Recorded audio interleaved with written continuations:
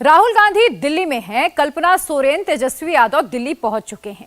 अखिलेश यादव, शरद पवार, भगवंत मान और उद्धव ठाकरे कल सुबह दिल्ली पहुंच जाएंगे। इंडी के सारे नेता दिल्ली आ रहे हैं। सब अपनी अपनी लाइन में हैं, सबका अपना अपना एजेंडा है और बीच में है नरेंद्र मोदी। 4 जून का क्या होगा? क्या मोदी 400 सीट जीतेंगे या इंडी गठबंधन मोदी को रोकने में कामयाब हो पाएगा? इसका पहला ट्रेलर दिल्ली और मेरठ से आएगा। कल मोदी मोर्चा और एंटी मोदी मोर्चा दोनों ही आमने सामने होंगे और कल ही इससे ये झलक दिखाई जाएगी कि 2024 की फाइनल तस्वीर कैसी होगी। इसकी एक रिपोर्ट आप यहां भी देखिए। मेरठ का रण तैयार है, दिल्ली का दरबार तैयार है। एनडीए का इंकलाब होगा, इंडी का सैलाब होगा।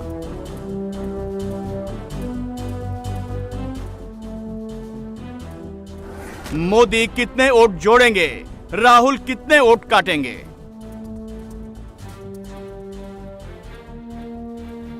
इकतीस मार्च को 4 जून का फैसला हो जाएगा। महासंग्राम, कांग्रेस रामलीला मैदान में महासंग्राम की लाइन पर है। लोकतंत्र को मुद्दा बनाया जाएगा, मोदी के खिलाफ बिगुल बजाया जाएगा। वाजपेयी जी जब प्रधानमंत्री थे, उन्होंने वो रणनीति नहीं अपनाई, वो तरीके नहीं अपनाए जो नरेंद्र मोदी और अमित शाह अपना रहे हैं। उत्पीड़न की राजनीति, प्रतिशोध की राजनीति, विपक्ष पार्टियों को निशाना बनाना, मुख्यमंत्रियों को जेल में भेजना, मंत्रियों के खिलाफ जांच एजेंसी करवाना, वाजपेयी जी ने नहीं किया। जो आज हो रहा है, जो बिल्कुल सिस्टमैटिक तरीके से जो रणनीति प्रधानमंत्री और उनके गृहमंत्री ने अपनाया है। रामलीला मैदान पर आप हुंकार भरने की लाइन पर है। आप केजरीवाल की गिरफ्तारी को मुद्दा बनाकर आएगी। दिल्ली में एंटी मोदी मोर्चा इकट्ठा होने वाला है। रैली का कॉन्सेप्ट क्लियर होने लगा है। जो घटना झारखंड में 2 महीने पहले हुई थी, वो यहाँ दिल्ली में भी सेम घटना हुई है। मेरे पति हेमंत जी को भी जेल भेजा गया। आज यहाँ पे अरविंद सर को भी यहाँ पे जेल भेजा गया है। तो जो परिस्थिति, जो स्थिति हमारी झारखंड में है, वही अब यहाँ दिल्ली में भी हो गई है। तो मैं सुनीता मैम से मिलने आई थी, उनका दुख दर्द बांटने आई थी। तो उन्होंने भी अपनी व्यथा सुनाई और हम लोगों ने यही मिलकर प्रण किया है कि अब इस लड़ाई को हम लोगों को बहुत दूर तक लेके जाना है, जिनपे मैम का भी साथ हमारे साथ रहेगा और हमारा पूरा झारखंड भी अरविंद केजरीवाल जी सर के साथ ही हमेशा रहेगा। रामलीला मैदान से संसद की दूरी 5 किलोमीटर है, लेकिन पिछले 10 साल में ये दूरी न कांग्रेस कम कर पा रही है, न आम आदमी पार्टी। जब अकेले सियासी सफर पूरा ना हो सका तो सब साथ आ गए। राजधानी दिल्ली में रविवार को इंडिया गठबंधन की पहली रैली होनी है और ऐसे में रामलीला ग्राउंड में तैयारियां जोर शोर से की जा रही है। इस वक्त आप देखें, ये रामलीला ग्राउंड की तस्वीरें हम आपको दिखा रहे हैं, जहां पर बड़ी तादाद में कुर्सियां लगाई गई हैं, जो कि यहां उनके समर्थक आकर बैठेंगे। और साथ ही साथ रामलीला ग्राउंड में अगर दूसरी तरफ पिक्चर दिखाएं, तस्वीर, तो यहां पर बड़े बड़े पानी के टैंकरों से पानी का छिड़काव किया जा रहा है ताकि धूल ना उड़े और लोगों को दिक्कत ना हो, क्योंकि गर्मी का मौसम है। और ऐसे में जो कूलर हैं, उनका भी इंतजाम आयोजकों की तरफ से किया गया है। बड़े बड़े कूलर यहां पर लाए गए हैं ताकि जो गर्मी की मार है वो कोई महसूस ना करे। पंखे तक जो है रामलीला ग्राउंड में लगाए जा रहे हैं। ये दिल्ली के लिए, दिल्ली में इंडी गठबंधन की पहली चुनावी रैली है। सोनिया गांधी, राहुल गांधी, शरद पवार, उद्धव ठाकरे, अखिलेश यादव, तेजस्वी यादव, डेरेक ओब्रायन, फारूक अब्दुल्ला, चंपई सोरेन, कल्पना सोरेन, सीताराम येचुरी सब आ रहे हैं। महबूबा मुफ्ती भी आ सकती हैं। जिस हिसाब से ऑपोजिशन के जितने भी नेता हैं, उनको एक टारगेट किया जा रहा है ताकि जो है फ्री में मोदी जी वॉक इन कर जाए। वो चुनाव लड़ने से डरते हैं। आज स्थिति ये आ गई है, इस तरह की कार्रवाई अगर कर रहे हैं, जिस हिसाब से तोड़ना, डराना, धमकाना, जेल भेजना, तो ये साबित हो गया है कि ये लोग डरे हुए हैं। 400 क्या, इन लोगों को 150 भी बड़ा मुश्किल से ही आएगा। इंडी गठबंधन राहुल गांधी की विरासत बचाओ, सियासत का ये आखिरी मौका है। 24 में 2 बार राहुल गांधी इंडी के साथ खड़े हो चुके हैं, पटना और मुंबई में। मोदी को कौन रोक सकता है, ये समझाने की कोशिश भी कर चुके हैं। दिल्ली में कांग्रेस के हाथ ने आपकी झाड़ू थामी है, लेकिन दिल्ली सरकार की सफाई ईडी कर रही है। दिल्ली की 7 सीटों में से 4 पर आम आदमी पार्टी लड़ेगी, 3 पर कांग्रेस। अरविंद केजरीवाल रिमांड में हैं। आम आदमी की कमांड अब उनकी पत्नी सुनीता केजरीवाल के हाथों में है, जो हर रोज राजनीति के हिसाब से ढलने भी लगी हैं। क्या केजरीवाल की गिरफ्तारी से बीजेपी को नुकसान होगा? क्या केजरीवाल की गिरफ्तारी ने इंडी गठबंधन को मजबूत बना दिया है? क्या इंडी को सत्ता में आने का मौका मिल गया है? इन सवालों का जवाब पब्लिक के पास है। पब्लिक सर्वे में समीकरण कितना बदला है? दिल्ली की 7 सीटों पर फिलहाल बीजेपी आगे चल रही है। 2019 में दिल्ली में बीजेपी को 56.9% वोट मिले थे। आप और कांग्रेस के वोट परसेंट को मिला दें तो स्कोर 40.6% पहुंचा था। इस बार भी बड़ा बदलाव होता नहीं दिख रहा है। आम आदमी पार्टी चुनाव को केजरीवाल की गिरफ्तारी पर लाना चाहती है। सुनीता केजरीवाल भी इस सेंटीमेंट्स को वोट में कन्वर्ट करने की पूरी कोशिश कर रही हैं। मोदी के सामने रामलीला मैदान की इंडी लीला, आपका एजेंडा काम नहीं आ पाएगा। दिल्ली से 100 किलोमीटर दूर मेरठ में मोदी मोर्चा खड़ा होगा। चुनाव की तारीखों का ऐलान होने के बाद कल प्रधानमंत्री नरेंद्र मोदी मेरठ आ रहे हैं और यहां पर पूरी एनडीए की एक रैली का आयोजन किया गया है। यहीं से चुनाव प्रचार की एक तरीके से शुरुआत की जाएगी। यहाँ की अगर बात करते हैं तो बहुत दिनों के बाद आपको बीजेपी के कमल के जो चुनाव चिन्ह है या झंडे हैं उनके साथ नल का जो आरएलडी का झंडा है वो भी दिखाई दे रहा है। और यहाँ पर ये तैयारियां की गई है। इसके साथ साथ क्योंकि मेरठ की जो रैली है वो एनडीए का एक तरीके से शक्ति प्रदर्शन भी होगा और जो यूपी के एनडीए के सभी जो सहयोगी दल है वो यहाँ पर शामिल होंगे। अपना दल से अनुप्रिया पटेल, आरएलडी से जयंत चौधरी, सुभाषपा से ओम प्रकाश राजभर और निषाद पार्टी से संजय निषाद इस पूरी रैली में शामिल होंगे। पोस्टर यहाँ पर लगाए गए हैं और एक तरीके से हजारों जो लोगों के बैठने के लिए कुर्सियां यहाँ पर बिछा दी गई हैं। मंच यहाँ पर प्रधानमंत्री का लगाया गया है और जयंत चौधरी के आने से पश्चिमी उत्तर प्रदेश में जो जाट वोटर है उनको साधने की कोशिश की गई है। दिल्ली में जो होगा उसका इम्पैक्ट दिल्ली की 7 सीटों तक सीमित रह जाएगा, लेकिन मेरठ में जो होने वाला है उसकी गूंज यूपी की 80 सीटों तक जाएगी। एनडीए का पहला शक्ति प्रदर्शन होने जा रहा है। आरएलडी से जयंत चौधरी, अपना दल एस से अनुप्रिया पटेल, सुभाषपा से ओम प्रकाश राजभर, निषाद पार्टी से संजय निषाद रैली में शामिल होंगे। देश में 400 प्लस कैसे होगा, यूपी में 80 में 80 कैसे आएगा, इसकी तस्वीर साफ साफ दिखेगी। चाहे 2014 हो, 2019 हो, नरेंद्र मोदी यूपी में प्रचार इसी मैदान से करते हैं। मेरठ की इसी धरती से अंग्रेजों के खिलाफ पहली क्रांति भड़की थी।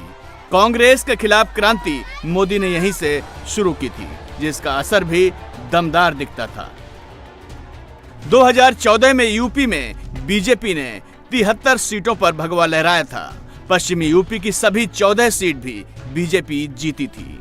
19 में अखिलेश और मायावती एक साथ हो गए। यूपी का चैलेंज दोगुना हो गया, लेकिन इसके बावजूद यूपी में 64 सीट बीजेपी प्लस जीती। पश्चिमी यूपी में जीत का ग्राफ 14 से 7 पर पहुंच गया।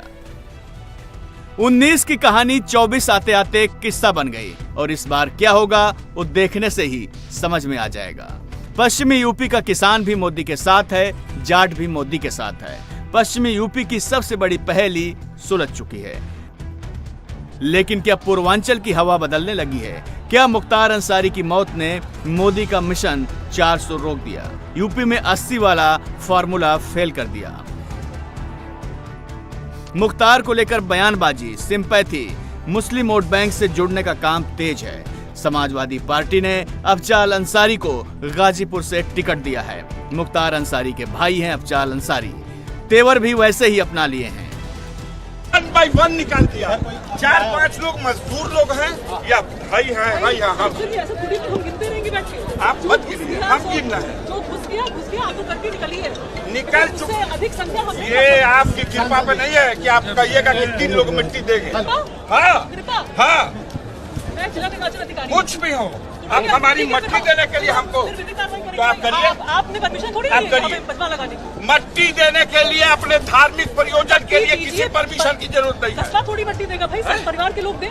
कस्बा नहीं, जहाँ के भी कोई मट्टी देना चाहेगा वो देगा। परमिशन लेते आप? क्या आपने परमिशन लिया? इसकी कोई परमिशन दुनिया में कोई नहीं लेता। क्यों नहीं लेता? नहीं लेगा। 144 लगी हुई सांसद जी, 144 के बाद भी किसी की मट्टी और जनाजे के लिए आप नहीं रोक हम सकते। विधिक कार्रवाई करेंगे, फिर करिए विधिक कार्रवाई करेंगे हम आप सब पे। आप कर लीजिएगा, आप कर लीजिएगा, लेकिन सबकी वीडियोग्राफी हो रही है, सब पे विधिक कार्रवाई होगी जो जाएगा। आप कर लीजिएगा, लेकिन मिट्टी देने से मत रोको। मुख्तार अंसारी की पोस्टमार्टम रिपोर्ट आ चुकी है। सारे सवालों के जवाब मिल गए हैं। थ्योरी और कॉन्स्पिरेसी का सच सामने आ गया है। मुख्तार अंसारी को जहर देने का दावा किया गया था, लेकिन पोस्टमार्टम रिपोर्ट में जहर की बात नहीं है। मुख्तार की मौत हार्ट अटैक से हुई है, ये क्लियर लिखा है। लेकिन इसके बावजूद हार्ट अटैक की बात को माना नहीं जाएगा। रिपोर्ट पर सवाल खड़े किए जाएंगे, क्योंकि हार्ट अटैक उनके एजेंडे से मैच नहीं करता। जहर की थ्योरी में एंटी सरकार वाले सेंटीमेंट्स हैं, जो एंटी मोदी वोट बैंक बढ़ाएगा। गाजीपुर से उठी हवा, क्या यूपी की पॉलिटिक्स बदलने वाली है? गाजीपुर में अब तक बीजेपी ने अपना उम्मीदवार घोषित नहीं किया है, लेकिन गाजीपुर जीतने की जमीन पहले तैयार कर ली गई है। गाजीपुर लोकसभा सीट 6 सीटों से जुड़ती है। बलिया, चंदौसी, मछली शहर, लालगंज, आजमगढ़ और घोसी। 2019 में बीजेपी गाजीपुर, लालगंज, घोसी, आजमगढ़ हार गई थी। ऐसा नहीं है गाजीपुर की बात गाजीपुर तक रह जाएगी। मुख्तार की बात तो पूरे यूपी में हो रही है। हर कोई सुन रहा है, देख रहा है। 24 में कौन आएगा, इसका फैसला भी कर चुका है। यूपी के सर्वे में 2 सीटें आजमगढ़ और मैनपुरी ऐसी हैं जिसका तिलिस्म बीजेपी को तोड़ना है। बाकी 78 सीटों पर भगवा ही भगवा लहरा रहा है। सर्वे की खास बात होती है, जैसे नजरिया बदलता है, सोच बदलती है, सर्वे बदलने लगता है। शनिवार तक मुख्तार अंसारी की बात हो रही है। रविवार का सूरज निकलेगा तो टॉपिक चेंज हो जाएगा। जो आज दहाड़ रहे हैं वो सिर्फ सुनेंगे। मेरठ में जयंत चौधरी बोलेंगे, अनुप्रिया बोलेंगी, ओम प्रकाश राजभर अपनी बात रखेंगे, संजय निषाद भी मिशन 400 को आगे बढ़ाएंगे। आखिर में मोदी संबोधित करेंगे। जब मोदी बोलते हैं तो पुराने डायलॉग कोई याद नहीं रखता। मोदी की बात पर आगे की बात होती है। तो कल प्रधानमंत्री नरेंद्र मोदी एक तरफ जहां मेरठ से हुंकार भरेंगे, पश्चिमी यूपी को साधेंगे, तो दूसरी तरफ दिल्ली के रामलीला मैदान में इंडी गठबंधन शक्ति प्रदर्शन करेगा। लेकिन इंडी गठबंधन की लाइन अभी तक क्लियर नहीं हो पाई है। अभी तक रार इस बात पर है कि एजेंडा क्या होगा। सभी पार्टियां अपना अपना एजेंडा लेकर चल रही हैं। तो आम आदमी पार्टी कह रही है कि ये जो रैली है अरविंद केजरीवाल के समर्थन में है, लेकिन इस पर कांग्रेस कह रही है कि ये देश बचाने के लिए रैली है, ये किसी व्यक्ति विशेष के लिए रैली नहीं है। अब देखिए, रैली तो कल होनी है, लेकिन एजेंडा अभी तक क्लियर हो ही नहीं पाया है कि आखिर ये रैली किस मुद्दे को लेकर करेंगे। तमाम जो इंडिया अलायंस के बड़े नेता हैं वो दिल्ली पहुंच चुके हैं। कल्पना सोरेन ने आज अरविंद केजरीवाल की पत्नी सुनीता केजरीवाल से मुलाकात की। यकीनन रणनीति को लेकर भी चर्चा जरूर की होगी। कल्पना सोरेन मीडिया के सामने आती और कहती हैं कि 2 महीने पहले जो कुछ झारखंड में हुआ था वही अब दिल्ली में हो रहा है। इंडिया अलायंस के नेताओं को जानबूझकर जेल में डाला जा रहा है ताकि गठबंधन को कमजोर किया जा सके। तो दूसरी तरफ कांग्रेस अब आम आदमी पार्टी का सहयोग करने का दावा भले ही कर रही हो, लेकिन एजेंडा उनका दूसरा है और वो प्रधानमंत्री नरेंद्र मोदी को इस महारैली के जरिए एक संदेश देना चाहते हैं। चुनावी एकता की बात कह रहे हैं। बिहार का बॉर्डर लगता है, बॉर्डर के इस पार जो होता है उसका असर बिहार की 40 सीटों पर भी पड़ता है। गाजीपुर से बिहार की 2 सीटें बक्सर और सासाराम जुड़ती हैं। 2019 में दोनों एनडीए ने जीती थी। बिहार की पॉलिटिक्स को एक बार में समझना और समझाना दोनों मुमकिन नहीं है। वादे बदल जाते हैं, इरादे बदल जाते हैं। सीट के लिए पार्टी बदलने वालों की किस्मत बदल दी जाती है। हमने और पूर्णिया की जनता की भावनाओं को अपने आदरणीय नेता राहुल गांधी जी, प्रियंका गांधी जी तक हमने पहुंचा दिए और मुझे भरोसा ही नहीं, उम्मीद है कि उनका पूरा आशीर्वाद, स्नेह हमारे साथ भी पूर्णिया की जनता के साथ मिलेगा। हमें यह भी विश्वास है कि मेरे हाथ में कांग्रेस का झंडा होगा और पूर्णिया की जनता की उम्मीद पर पप्पू यादव खड़े उतरे। कहा कि 2 को आप करिए, तो वो प्रस्तावित तो है ही, उसमें क्या बहस है। जनता ने कहा है 2 तारीख को करिए, तो जब जनता भगवान ही कह दिया तो प्रस्तावित तो है ही। इसीलिए हम भी एक बड़े बेटे के नाते लालू यादव जी से हमेशा आशीर्वाद की अपेक्षा रखते हैं। हम उनके साथ हैं, आगे भी रहेंगे। पप्पू यादव पूर्णिया की जिद छोड़ने को तैयार नहीं है। लालू यादव आशीर्वाद देने को तैयार नहीं है। राहुल गांधी के अपने वादे से अब मुकरेंगे या पूर्णिया गठबंधन तोड़ेगी। गांधी मैदान पर जो साथ साथ खड़े थे, सीटों के बंटवारे आते आते अलग अलग होने के कगार पर पहुंच गए थे। 26 सीटों पर आरजेडी लड़ेगी। कांग्रेस के लिए 9 सीट छोड़ी गई है। लेफ्ट को 5 सीट दी गई। बिहार में इंडी गठबंधन में ऑल ओके नहीं है। बात अहम पर पहुंचने लगी है। राहुल गांधी मोदी जैसे गठबंधन को लीड करने का सपना देखते हैं, लेकिन एनडीए जैसा अनुशासन नहीं ला पाएंगे। चिराग ने चाचा को किनारे लगा दिया, फिर भी चिराग के चाचा मोदी को ही अपना नेता मान रहे हैं। मोदी का निर्णय स्वीकार है और 400 वाली पुकार है। ऐसा बीजेपी गठबंधन में हो सकता है। जिसका टिकट कटा वो भी जीत की दुआ मांग रहा है, जिसको टिकट मिला वो भी संयम बरत रहा है। 400 की सीढ़ी ऐसे ही बनती है। जिनको लग रहा था बिहार में पासवान वोट बट गया, उनको पासवान समाज का मैसेज मिल गया। आरजेडी ने वैशाली सीट से बाहुबली मुन्ना शुक्ला को अपना उम्मीदवार बनाया है। लालू ने मुन्ना शुक्ला को आज सिंबल सौंप दिया। टिकट लेने आए, टिकट लेंगे, अपने नेता का आशीर्वाद लेंगे और जाके अपने यहाँ चुनाव लड़ेंगे। हम तो कह रहे हैं कि देखिएगा 4 तारीख को अनइमेजिंग रिजल्ट आएगा बिहार से। अनइमेजिंग रिजल्ट आएगा। चुनौती की बात कर रहे हैं ना आप किस चुनौती की बात कर रहे हैं? यही मुन्ना शुक्ला हैं जो बिहार के मंत्री ब्रज बिहारी की हत्या के आरोप में सजा काट चुके हैं। डीएम जी कृष्णैया हत्याकांड में उन्हें जेल हुई थी। लालू बिहार में क्या स्ट्रेटजी अपना रहे हैं, किसको टिकट दे रहे हैं, क्यों दे रहे हैं, ये क्लियर होने लगा है। वैशाली की सीट एनडीए की तरफ से एलजेपीआर को दी गई है। चिराग ने वीणा देवी को फिर से यहां उम्मीदवार बनाया है। बिहार की एक एक सीट पर जबरदस्त फाइट की तैयारी हो रही है। महाराष्ट्र की बारामती सीट पर चुनावी जंग दिलचस्प हो गई है। बारामती में पवार वर्सेस पवार होगा। एक तरफ अजीत पवार की पत्नी सुनेत्रा पवार तो दूसरी तरफ सुप्रिया सुले। बारामती सीट पर ननद और भाभी के बीच में चुनावी जंग का ऐलान हो गया है। मेरा सबसे बड़ा दिन है, भाग्यशाली दिन बोल सकते हैं हम। और जो विश्वास आदरणीय मोदी साहब ने, आदरणीय शाह साहब ने, आदरणीय हमारे मुख्यमंत्री जी ने, आदरणीय हमारे उप मुख्यमंत्री जी ने और हमारे राष्ट्रवादी पक्ष के राष्ट्रीय अध्यक्ष अजीत दादा कि सब ने मुझ पे जो विश्वास दिखाया उसके लिए मैं, और मुझे काम करने की जो अभी ये संधि दी, इसके लिए मैं सबसे आभारी हूँ। बारामती सिर्फ एक सीट नहीं है, बल्कि पवार खानदान का अतीत, वर्तमान और भविष्य भी है।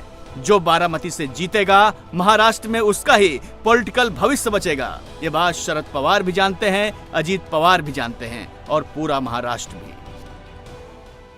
पहले चाचा भतीजे साथ साथ थे। पवार खानदान की पावर दिल्ली तक पहुंच गई थी। शरद पवार दिल्ली की राजनीति संभालते थे, महाराष्ट्र में अजीत एनसीपी की पावर बढ़ा रहे थे। लेकिन अब बारामती से कोई एक हारेगा, कोई एक जीतेगा। बारामती में जीत का एक बड़ा फैक्टर जानकर समाज है, जिसका वोट आखिरी राउंड में हार जीत का फैसला करता है। महादेव जानकर को अपने साथ जोड़ने की शरद पवार ने तमाम कोशिश की, लेकिन आखिर में बाजी भतीजे मार ले गए।